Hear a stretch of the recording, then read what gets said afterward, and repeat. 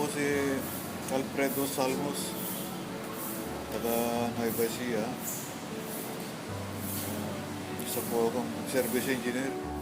Ano po ako na nagtatrabaho sa sideline ako talaga. Inasabugan ako ng kuryente. 14,000 volt. Pero mula nung paglabas ko ng ospital, parang hopeless na ako. Wala nang, parang pakiramdam ko doon ako mamatay dati. Nalaman yung grupo ni Ma'am Hopeless na nangailangan ko ng tulong. Ayun, sila gumawa ng paraan para ako makalabas sa bansang Arabo. Dahil siya, nung hindi pa siya nakapwesto, siya yung unang-unang tumulong sa akin na ako'y mapauwi dito sa Pilipinas. Pero nung dumating yung na sila Mamople na nandiyan lang pala sila, simple lang na tumutulong sa aming mga kapwa OFW.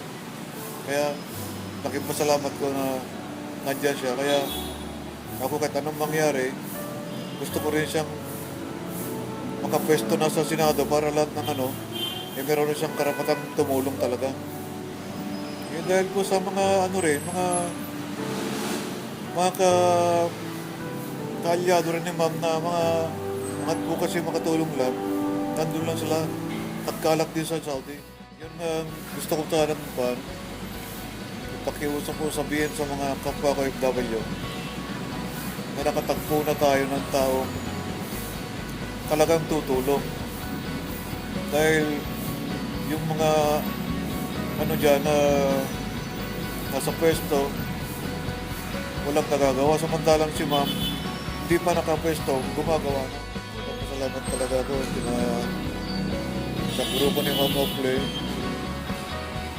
Kasama si Sir Joseph Espiritu ng Patnubay at sa iba pang mga kagrupo nilang natulong. Maraming salamat talaga sa mga